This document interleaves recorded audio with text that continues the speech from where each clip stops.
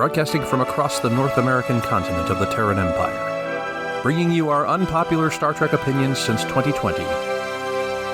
This is Code 47.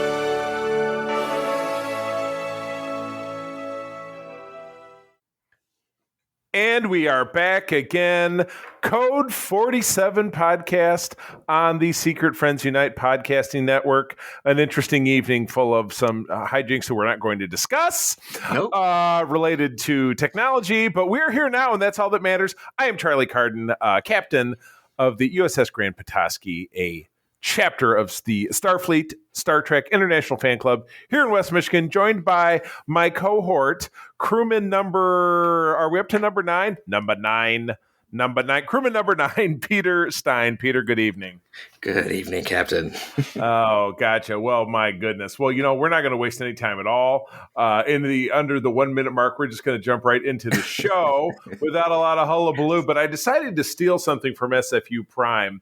And this may not work every week. But back in the 80s, when VHS tapes were being cranked out either on, you know, the regular market or you get them from Columbia House or whatever, they would put one tape on one VHS and they would number them.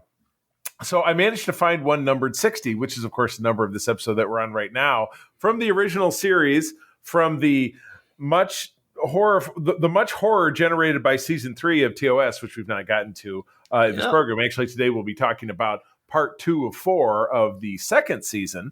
But in season 3, early in season 3, we had the episode, And the Children Shall Lead. Peter, do you know this episode? Not a great episode. Not a great episode. Well, no. I mean, you basically had what looked like, you know, an old guy in a bathrobe.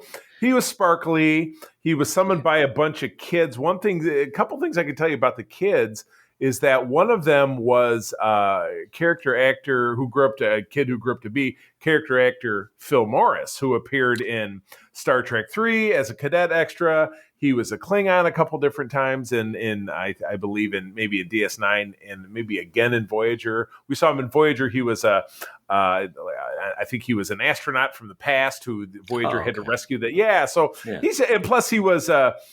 He was the Johnny Cochran ripoff in Seinfeld, if you're a Seinfeld fan. Jackie such and such, I can't remember. And then the other one was the Asian American child grew up to be not only an extra in an episode of TNG where he was at the con, but he was also one of the original Ninja Turtle actors in the 1990 Ninja Turtle movie. Wow, that I did not know. That's interesting. Weird trivia that you can only get from the source. Episode originally aired on 10/11 of 1968. So filling your head up with more useless knowledge and an ugly image of a dumb episode. So moving on to some content that's a little more worthwhile. We are digging into season 4 of Star Trek Discovery. Since the last time we were on, we have had 2 episodes drop, episodes 2 and episodes 3. So we're just going to go through them. Peter, go ahead and read that first description. Episode 2, or season 4, episode 2. So episode 2 is called Anomaly. Description: Saru returns to help the Discovery uncover the mystery of an unusually destructive new force.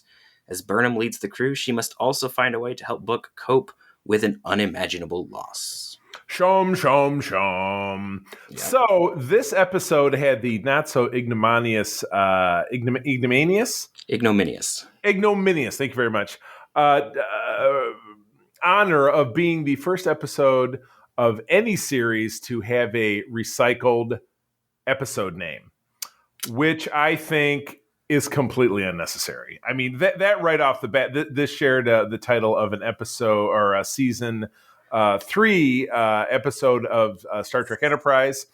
And again,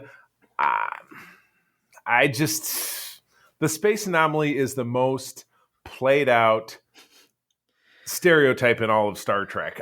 So my question to you, Peter, is, did this episode rise above its title? I mean, right off the bat, I'm calling this episode recycled. This episode of our show, because this is some just recycled junk. I just don't like it. I mean, so break it down for me. Yeah. So like the only thing that makes it a little different, I think, like I agree with you. It's basically just a thing in space. Let's scan thing in space. That's pretty much all it is. Like that's the entire episode. And like Next Generation has done it better, where it's like more things happen, or there's a more there's like a B and a C plot. Right, exactly. Yeah. So this was all very cut and dry. You had speaking of very dry, you had the new Federation president again, Laria Rilak, who of course was Baltar's lawyer from BSG, which is how I continue. Oh, by the way, I'm sporting the sister vessel of the USS Grand Petoskey, the Battlestar Petoskey, on my T-shirt tonight. So nice. I thought she looked familiar. I could not place her. Yes, indeed. That makes sense. Part of BSG, Battlestar Group 47. Just a little something extra I created, I thought. And then in my headcanon, the Battlestar Petoskey was present at the Scorpion shipyards when the Battlestar Pegasus was able to escape. The Battlestar Petoskey meant it's Waterloo. But anyway, total sidebar that has absolutely nothing to do with this. Yeah, I just, and again, we get Saru back. He's back in uniform. Yeah, he still has he still has a captain's rank, but takes on the XO role, which is not unprecedented. It was the same thing. Spock did in the TOS films. It's definitely they're trying to do the Admiral Kirk, Captain Spock bit from Wrath of Khan onwards. I don't know how well it's going to work. Right, exactly. You don't know if they're going to Kirk and Spock. With Kirk and Spock, because of who Spock is, as he repeatedly says, "Captain, I have no ego to bruise," and all that. Like, there's not really going to butt heads in the same way. So I'm like, I'm curious to see what they're going to do with this. Right, and with Saru and Burnham, that's all they've ever done, and now they're playing nice. Like, since episode 1. I found, exactly. Like, well, you killed our mentor. I'm like, well, I don't know how you come back from that. It's a little. That was difficult. One thing that I actually liked in episode 1 of Discovery. Yeah, was the sort of like kind of I hate you, but I don't back and forth between the two, because it was actually like interesting banter. Right. But then it just became, now we're just going to sit here and butt heads. Like, okay. Right. Exactly. So, this does give us a little shift around. We get to visit a different star base, and we get to meet some kind of throwaway characters, like the guy who commands his base. It's like, well, I don't really care about this guy, and he died. Okay, whatever. And again, for me, and then, there's obviously a little bit of interplay, obviously, with Burnham and Book, with their relationship, and, and that actually worked fairly well, I thought. Yeah, it's one of the notable lines quoted at the bottom. Saru says to Burnham, "Perhaps now is the appropriate time for you to set aside captain in favor of partner. So, stop being such a badass and be a good girlfriend." You know what I mean? I mean, that strikes true of any office romance. You know what I mean? I guess sometimes you got to hang the hat up. So, this one, I'm happy to recycle it and pass it right back over. To the matter reclamator with it. Exactly. This did have a nice touch, which we see as a payoff in the next episode, of a Soong-type android being created for the body of Gray, which I think ends up working. I think it's kind of cool how they're creating it by hologram. It's like, well, I don't like the mole on the web of my hand. They remove it. So it's just, little personal touches. I also get a nice call back to Phil Giorgio's telescope, which is now over 1,000 years old, which is in Burnham's quarters. So that's pretty cool.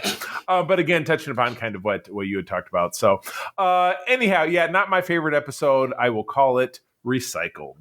But I was super enthused about episode 3, in particular, just because of this, the title of it, and the character who we originally heard speak this, who I had the pleasure of meeting last year at C2E2 in Chicago, which I'll actually be going to again this weekend. I'm meeting my 2 best friends, including Todd, who runs our sister podcast, Secret Friends Unite Prime, and John, who is our other college roommate. We've not all hung out together in the same place in 20 years, which is completely crazy. But I know it happens with college roommates. People move away and different stuff happen. But this was the line "Choose to Live" is spoken by Elnor, one of the cast of the Warrior Nuns, who I keep forgetting the name of that. Quat Malash. Thank you very much. Which they existed in the ancient times, and they exist 1,000 years after Picard. Because what happens, the episode opens up on a Starfleet vessel delivering a dilithium shipment, and it's hijacked by pirates who end up being these Quat-Malat Romulan warriors who are attempting to snag the dilithium for their own purposes. There's some back and forth. The Commander Fickett, who's the commander of the vessel, who's trying to defend it, she tells him choose to live as they struggle, but they keep fighting, and she then kills him in self-defense. This does not suit so great, obviously, when we get back to Federation headquarters. We see President Terina of Navarre, which is the shared formerly Vulcan homeworld, which houses the Vulcan and the Romulan people, Admiral Vance, Burnham, and, of course, our very favorite Federation president as well. But we do get the return of Gabriel Burnham, Captain Burnham's wife, mother, blah, blah, blah, blah, blah. I can speak with words, who is, of course, a Quat-Malat as well. So we jump into a super cool, very Star Trek-y kind of plot line. Things are not as they seem as Tilly joined. Tilly's going through this kind of crisis of conscience and stuff with her career, which is kind of boring the shit out of me. I don't know. She's having like a midlife crisis, and it's like, okay. Yeah, and she's 19 or 20, and it's just I'm kind of stretching out on Tilly right now so far. It's like I get what they're trying to do, but I don't think she's the right character to do it with. I agree. It's great that she's not the XO anymore. It's nice to have somebody in that role that you feel like really has the chops for it with Saru. But again, like you said, are we going to end up simply seeing their old and animosity come back, or will that make for a great part of the story? That's something to look forward to. But with Tilly, it's just like she's so mamby-pamby, and she had some great episodes. She had some great moments, I think, last season, but so far this season, not really paying off for me. But anyway, at any rate, they're chasing down Javini, who is the warrior nun who is leading this cause. And they track her down to, kind of this alien graveyard where they find out that she is actually trying to save a race from extinction by powering up the life support unit of this world with the stolen dilithium, which I think is absolutely, it's super Star Trek. I like it. It's done well. And it's a play on the old fashioned, the ends justify the means. Yeah, I don't know. I like this. I think this was kind of my of 3 episodes, my favorite of the 3 so far, I thought. Yeah. I have a different take. Okay, please. Yeah, you're hesitating, but I don't want you to. I want you to cut loose. That's why we're here. I didn't like this one. With you saying it, like there's definitely stuff that it has going for it. Mm-hmm. Like the ends justify the means. Like I like when they bring that sort of stuff in. I'm a philosopher. I like seeing that sort of stuff. Mm-hmm. But part of it is I don't like the Quat-Malat. No, how can break it down for me? Why not? One is when they were first introduced, they felt contrived to me. Partially because it's just like, here's this new mysterious thing about Romulans. Romulans are always mysterious, but now it's like there's ninja nuns. Okay, because that was never a part of Romulan culture before. Right. They were warriors, but it was the Klingons who were like, oh, we're gonna fucking kill everybody. We got big knives. Where the Romulans are like Romulans are all deceptive and sneaky. The Romulans for me were always like the 1960s understanding of classical Rome. That was always how I saw the Romulans being written. Mm-hmm. And adding the Quat-Malat didn't really add to that. Yeah. So like I don't like the Quat-Malat for that. Mm-hmm.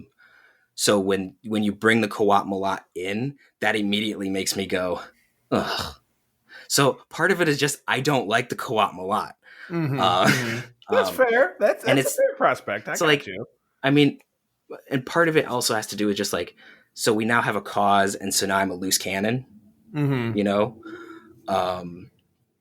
and I did kind of like and kind of not like how the Federation was, we're going to appease Navarre.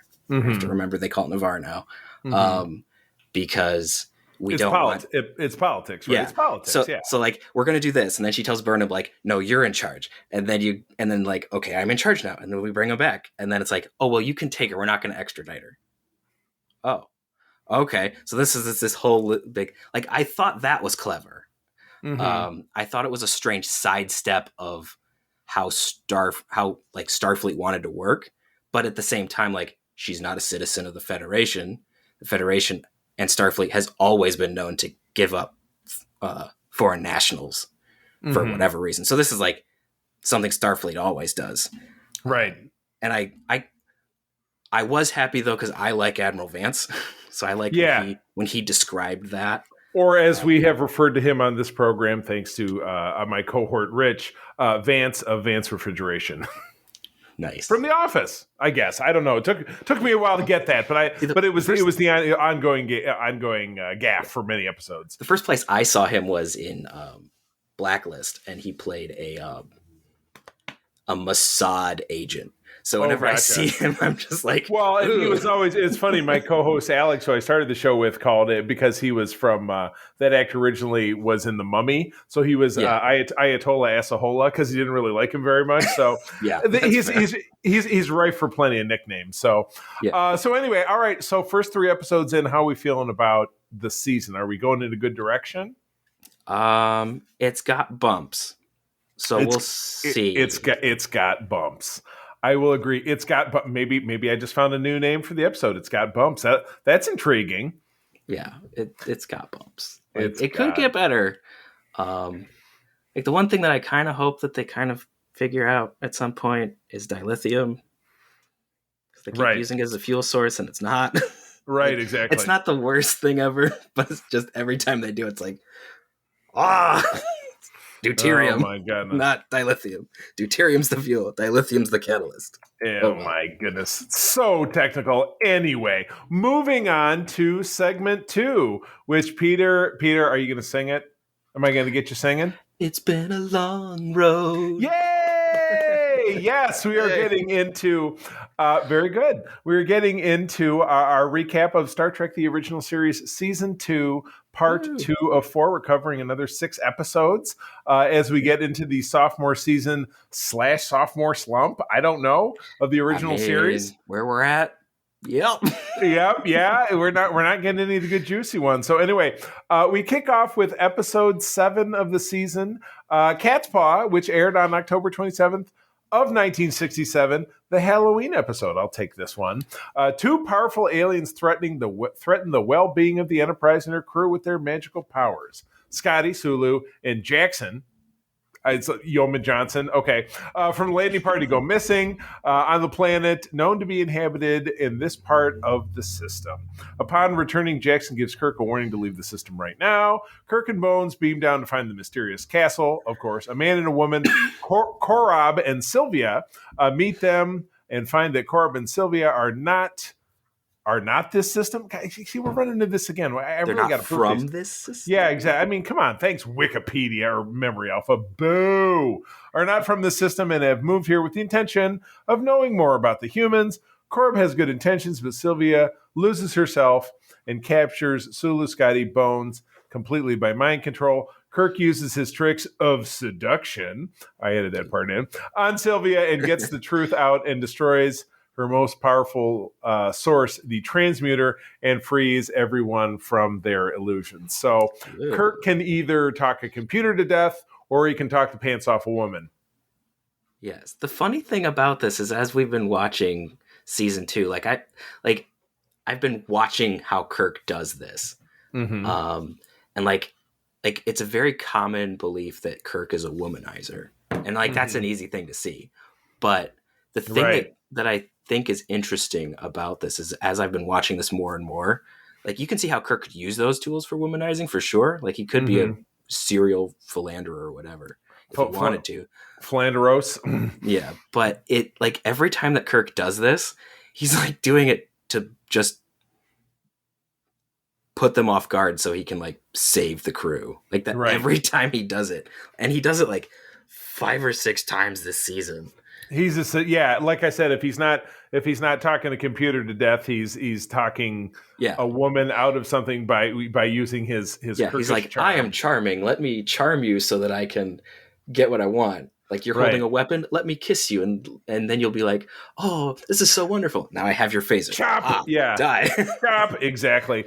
This episode also gave us the first appearance of Walter Koenig as Chekhov. Was added in the second season of the show because I believe Gene Roddenberry had, if I remember the story correctly, had read an article in a Russian newspaper saying, oh, they got this international crew, but there's no Russian on the bridge. So they hired American actor to do a Russian accent. They also gave him an absolutely totally perfect Davy Jones wig, which he had for, I believe, at least this episode. Yeah, and then he got better. Yeah, he transitioned into a hairstyle that looked a little bit more like the rest of the crew. But yeah, in that first episode, it was the monkeys. They wanted him to be. He's wearing a tribble on his head. Davy Jones. Wearing a tribble on his head. Just got a new name of the. Wearing a tribble on his head. There we go. Numbers. New episode title. We're just going to keep rolling with this. I love it. Peter, roll us into episode 8, if you would be so kind. Right. Episode 8. I Mud. Captain Kirk and the crew have a second of 3 run-ins with the con man Harry Mudd. This time finding him as the king of a planet of androids. Enterprise is captured by an android, which takes the entire crew to an uncharted planet in the galaxy. Kirk, Spock, Bones, Uhura, Scotty, and Chekhov land with the android on the planet to find Harry Mudd as the king of the planet and about 200,000 androids to serve him. He reveals that the androids want to learn about humans and serve humans and demand more specimens. Harry Mudd plans to leave the entire crew of the Enterprise behind and take the starship.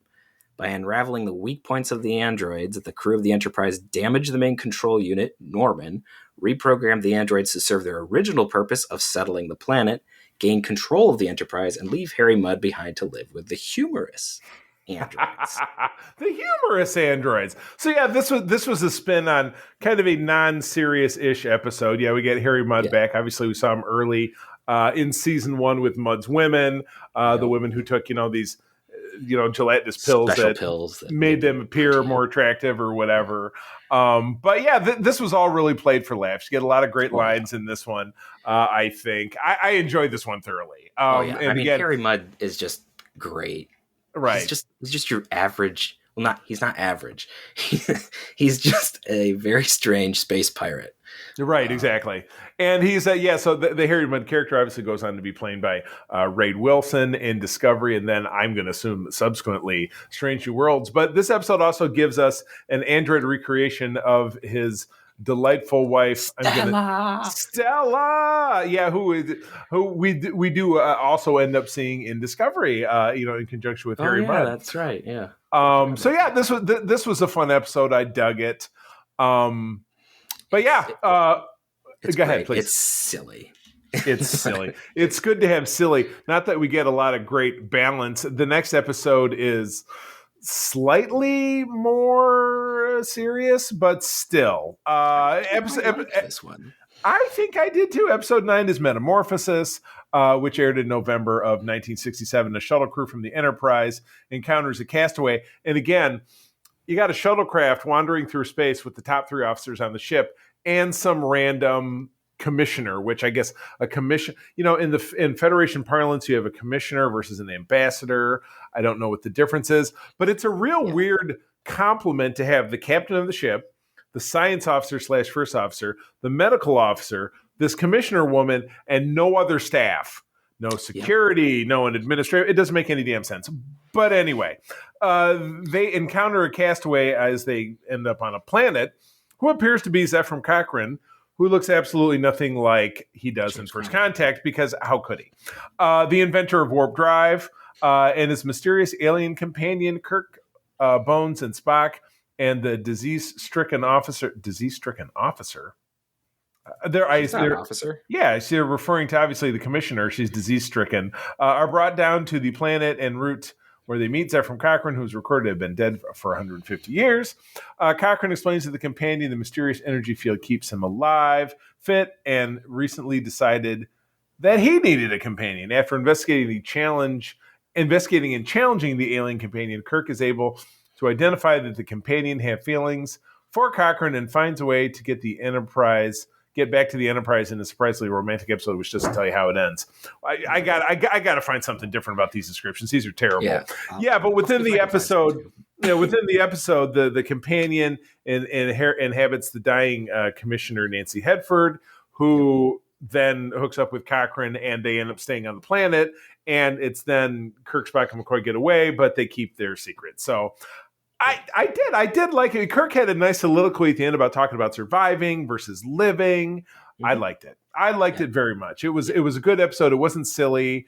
And again, it's probably my favorite moments at all in TOS are when Kirk gets these great speeches. Some of my favorite of which are in, and we'll get to it in a couple of episodes from now when we get to the episode, The Omega Glory, which is one that April and I play every 4th of July. It's on our 4th of July playlist because it's a riff on, when he starts to recite the Constitution at the end of that episode. I love it when we in the plebonista. Yes, exactly. For all people. Yes. No, I do. I like a good riff when Shatner gets rolling. I think that really plays out. That really plays out. That's one of the good things about the original series for sure. But like Star Trek has its moments where the captains, usually some other people too, but generally the captains get their moments of like, I'm going to stand on my soapbox and I'm going to tell you how it is. And they're usually really good. Right. Totally. Yeah. Picard had many. My favorites for Picard is the first duty. That's the first duty is to the truth, whether it's personal truth or scientific truth or historical truth. Exactly. Oh, good stuff. We'll get there eventually. But anyway, I love it. And again, my favorite parts of TOS is when Kirk really gets to do his thing. And he gets a little bit of that talking about the Klingons in this next episode. So Peter, go ahead. Journey to Babel. Oh no, I'm sorry. I skipped over. You're thinking Friday's Child. Okay, all right. Go back. All right. This is a pivotal episode, but it's also one. That raises a weird question, which I'll get to in a sec. Go ahead. Yeah. So Journey to Babel is the 10th episode, aired in November 17th, 1967, written by the wonderful DC Fontana. Oh yeah. While transporting dignitaries to an important peace conference, the Enterprise is pursued by a mysterious vessel, and an assassin is discovered among the passengers. The Enterprise has been instructed to carry multiple dignitaries to the planet Babel, but mysterious killings begin on the starship after a quarrel between Spock's father and another diplomat. Kirk is also attacked by the assassin, and Spock takes charge of the Enterprise, but an ethical dilemma comes up when Spock's father is injured by the assassin and needs Spock's blood for an operation. That is not what happened, but okay. No. No. Kirk and Bones make a plan that allows Spock to assist in the operation. They fight off the assassin's plan and assist the starship. I mean, loosely speaking, sure, that's what happens. Very loosely. My big problem with this episode, we're introduced to Spock's father, Sarek, to his mother, Amanda. This is episode 10. In episode 1, we visit Vulcan for the first time. Spock has to go through the Ponfar, the ritual challenge. Where the hell were his parents during that thing? They must have been on a trip, right? Yeah. You know what? Okay. All right. I answered my own question. He's a diplomat. He's the Federation ambassador to Vulcan. They were on a trip. Yep. Because it never made sense to me at all until now. No. Yeah, that's probably because otherwise, yeah.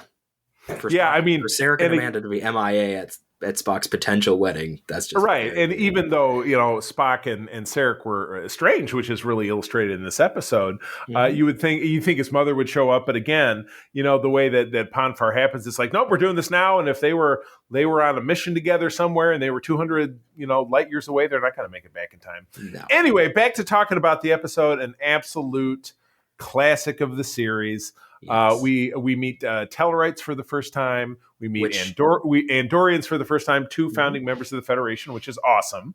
Yep. The Tellarites are this is where we first get a taste of how they're characterized, and their characterization does not change. You go all the way to Enterprise. Yeah, the makeup gets better.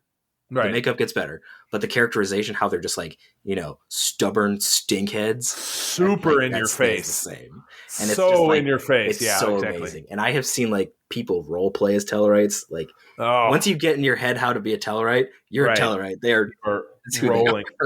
Sarek has a line in this, and again, speaking of the Tellarite, where he says, the Tellarite throws down and Sarek says, threats are illogical and payment is usually expensive. Oh, shit.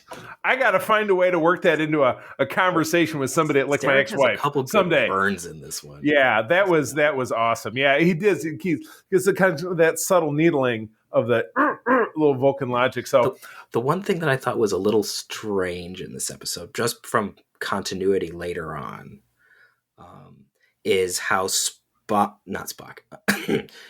and Amanda are always walking around with their hands joined. Right. And like, it was just supposed to be a limited way to hold hands because it was like Vulcans don't touch each other. Okay, yeah. Right. But then in Star Trek 3, it's very clear that that's kind of like a foreplay, as it were. And so for me, it's just one of those like, okay, so are we just like holding hands, or are we like, humans don't know what this is? It was just one of like, I hadn't really thought about that. And then I was watching the episode and I saw them do that. I was like, oh, wait. Oh no. What is going on here? Obviously they hadn't thought of that when the episode happened because the movie didn't come out until much later. But it was just one of those like, huh. So it's kind of Vulcan. Oh man, now you're messing with me about the name of the episode, but that's okay. We'll move on to episode 11 of the season, Friday's Child, which I proposed. December of 1967, again written by D.C. Fontana. The crew of the Enterprise becomes entangled in a planet's tribal power struggle. Upon landing and seeing a Klingon, one crew member is killed by the tribe when he acts aggressively, so that kind of makes sense. Yeah. In an interesting turn of events, the leader of the 10 tribes is killed, and Ma'ab, who is the young upstart who challenged him, takes charge, and he supports the Klingon and not the Earth people. Okay, not our Earth people. What the hell? Yeah, Earthman. Earthman bad. Yeah, right. Eileen, come on, Eileen. Come on, Eileen. I just found a new name of the episode. Along with the landing part, Eileen being the young wife of the disposed now deceased leader, goes on the run with Kirk, Spock, and Bones into the mountains to escape death. But they can't contact the Enterprise, so they've got to play a little cat and mouse to survive. They manage to hide out. The child is delivered, but they're able to expose the Klingon's true intention, and the Klingon zaps Mob and kills him, but then the Klingon is killed as well.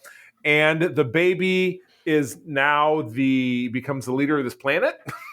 I mean, it's kind of a cool riff on his mother as the regent. Yeah, exactly. So it's kind of a cool riff on the fact that non-Federation planets, humanoid physiology, but not human values, not Federation Starfleet values really comes into play. You don't see a ton of it with aliens like this, but this is cool. I kind of like the tribe. It's very Klingon, which in some ways it seems kind of weird how the Klingons is potentially an underdeveloped aspect of how the characters work, how this guy isn't able to really fit in with kind of the tribal concepts of honor and so that seems kind of weird. Plus this Klingon is bald. He looks like somebody's accountant pal. You know what I mean? He does. He looks like your tennis coach painted brown. Yeah, I forget his name, but it's almost like I'm not Kiroth, sure. son of Bozo, was sent here to like save his family's honor because he stepped in Targ's water bowl and spilled it all over the house. I don't know. Like Kiroth, son of Bozo. New name of the episode. There you go. Good work. That's what it's like. I like it. I liked the episode, but overall, the Klingon character was the piece that didn't fit. Yeah, he was like the rest of it's pretty good. I really quite enjoyed what they did with McCoy and Eliane, or I forget what her name is. Like how he's like this is your child. It's not just the chief's child. It's your kid too. Like take ownership of that. And then it was like, this is our child, and Kirk and Spock just like, what? And McCoy's like, what? Auga. Oh man, weird stuff. Another one of those like, hey, let's stick an awkward thing in here and make everyone stare at each other, which is sometimes it works in original series, and other times it's like, eh. Yeah, exactly. Another trope to be played out. So, all right, next one's you. The Deadly Years aired in December 8th, 1967 by David P. Harmon. Strong radiation exposes the command crew of the Enterprise to the effects of rapid aging.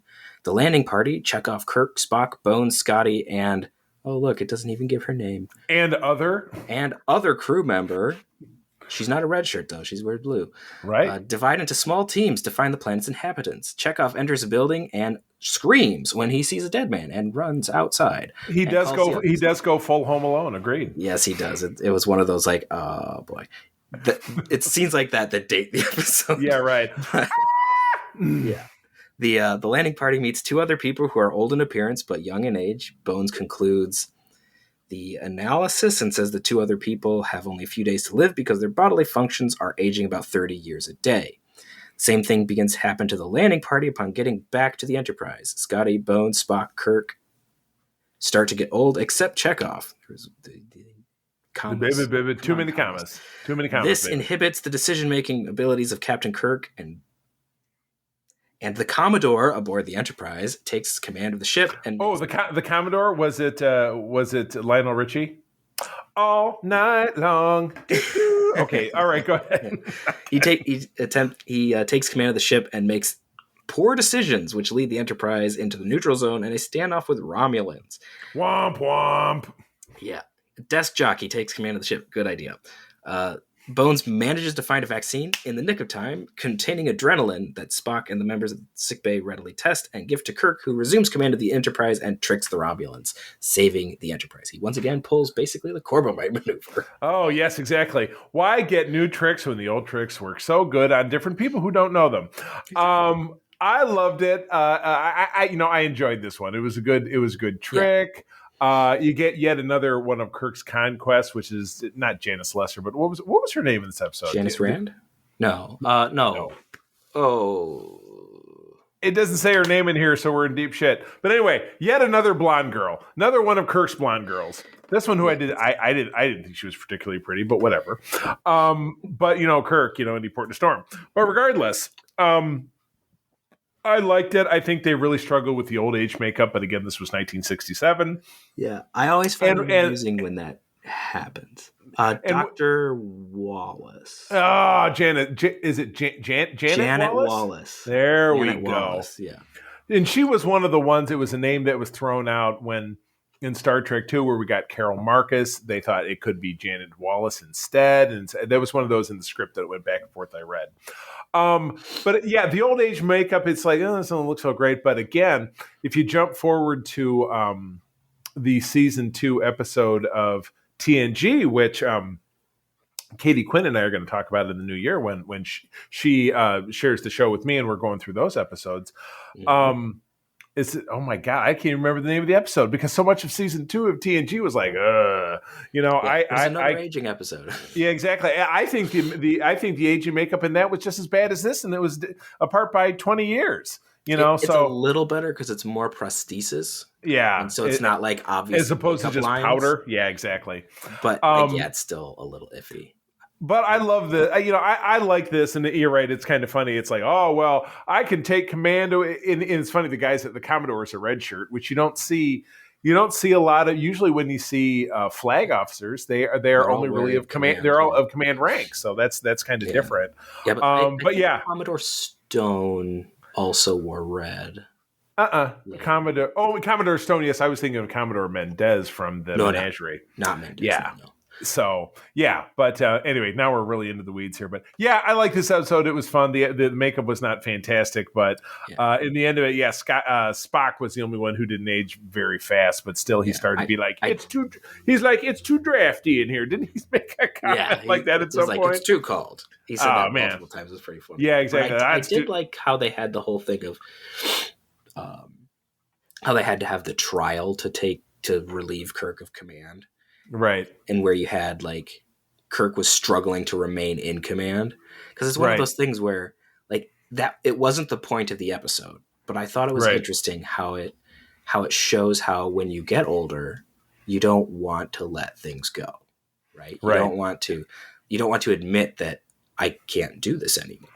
Like, and everyone's going to reach that point where it's like the classic one is, should I drive anymore? Well, there's going to be a point where you probably shouldn't. You're probably going to just drive into something that's not going to be a good thing. Yeah. And it's funny because you end up seeing all of these same characters age to maybe not exactly this old, but I mean, McCoy did, because you saw him in Encounter at Farpoint, the first episode of TNG, and he was wearing some similarly really shitty age makeup. So kind of makes you, and it looks very similar. So maybe they really took that into account when they were designing the makeup of him for this episode. Just as a sidebar, I always find it interesting in my head to just imagine what would happen if they like went back and reinserted the correct aged actors into the scene. Right, exactly. Like for the one that I really think about is All Good Things, because that's one where you could totally do it. Oh, because God. the cameras are about the same. Well, actually, it's not the same, but you could imitate it better. And was particularly dreadful. Even if you look at Jonathan Frakes, like, he still had the hair that he had back then, but if you look at him in season 1 of Picard, he doesn't have that hair. No, he has natural hair. His hair's thin over time, like he does for all men. To compare like how the aging thought they would look and what they look like now. Yeah, like some of them are fairly close. Like LeVar Burton in that one actually is pretty close. I know this is like TNG, but like every once in a while the aging makeup gets it right. But I always find it interesting to think about, what if they took like, this is 25 years in the future. Well, if we go 25 years from the filming of this episode and then shoot some of those scenes and put them, or you do like a deep fake, which is so popular. You see like, oh, look at this deep fake. Somebody put, Brad Pitt on the face of Humphrey Bogart. I don't know, or something like that. You know what I mean? So yeah. Oh, that's interesting. Well, look at that, Peter. You're a techie guy. You got a project now. Go for it. Machine learning. I don't like it. All right, I'm going to take us home. Episode 13 is Obsession. Na na na na na near.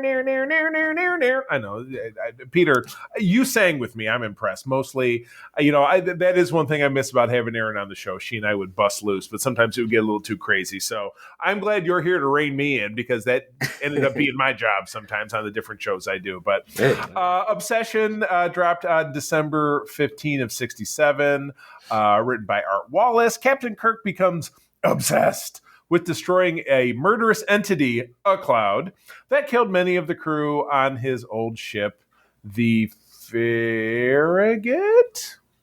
Am I remember that correctly? 11 years prior. So when he was young, he was a lieutenant. He was a young man. After finding a mysterious cloud that quickly kills 3 crew members, Kirk determines to find a way to understand this thing, stop it from spreading to more planets, and to destroy it. Kirk recalls his past experience with the cloud a few years ago. On a different mission on the other side of the galaxy, his obsession starts to interfere with his decision-making as the captain, and prompts a medical record from Bones and Spock. Or what I like to refer to as a come-to-Jesus talk. Soon Spock and Bones realize why Kirk is obsessed with the cloud. The Enterprise begins attacking the cloud, only to realize that can they say the cloud more and maybe potentially let's at least twice more. Could we put cloud at maybe every like 4th word? Cloud is not attempting to run away Cloud, and manages to enter the air circulation cloud system of the Enterprise. Kirk, Spock, and Cloud Bones devise a way to finally destroy the cloud. Oh, so much cloud. Which there was an early episode of Voyager that was called The Cloud. So many clouds.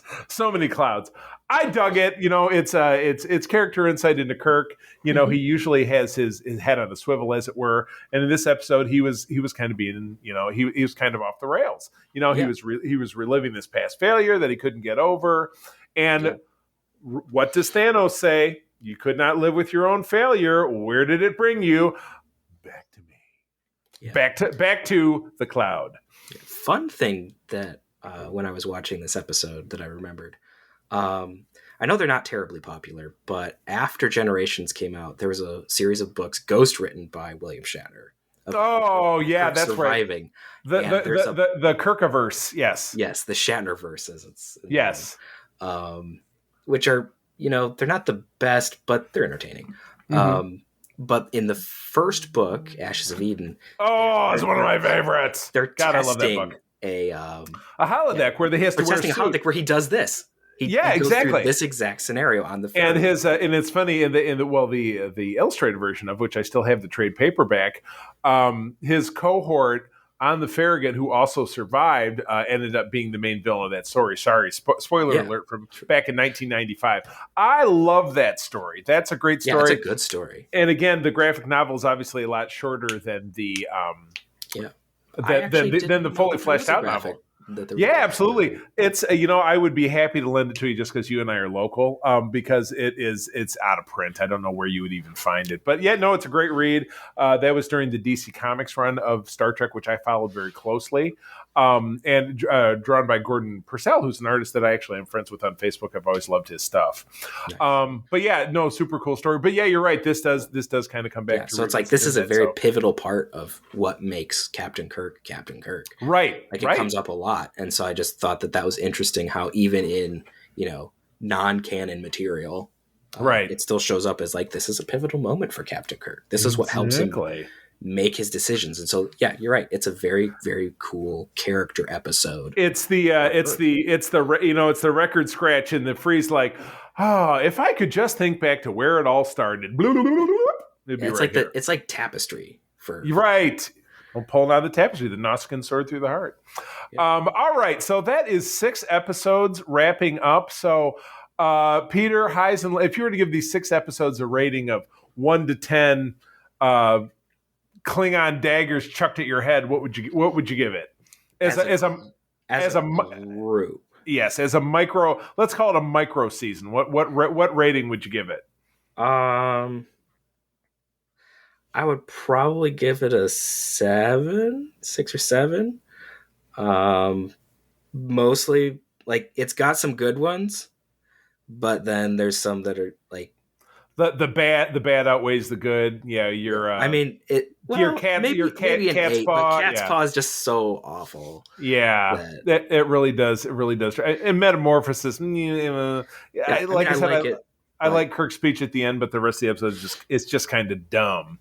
And nothing makes it worse than these summaries that I find. So I really do need to tap out a different. If you're getting them from Memory Alpha, like, come on, you've got good. Like, I think what I do to just do the cut and paste is that I type in like episode listing of season 2, and then so I'm going to try it just because it's easy for me to cut and paste it. But we're just going to have to continue to be. You know what? It keeps us on our toes. That's not a means that thing. We have to re-explain it, which gives us something to talk about. Exactly, which made this episode that much longer. So, all right. With that being said, Peter, if you would do the honors. For more information about Starfleet International, please visit Grand Petoskey and or Region 13 on Facebook. Oh, yes. My friends, thank you as always for joining us. I'm going to tell you, as always, that sharing is caring and to keep on trekking. Peace and long life. Code 47 is part of the Secret Friends Unite podcasting network. Visit secretfriendsunite.com for our great shows, articles, news, reviews, and more. Secret Friends Unite podcasts are available on Apple, Google, Spotify, or the podcast platform of your choice. If you would like to be part of the conversation, visit our new Discord server, or join us on Facebook, or follow us at Secret Friends U on Twitter. Please subscribe to Secret Friends on YouTube, and don't forget to visit our merch store at tpublic.com. Just search Secret Friends Unite. Thanks for listening.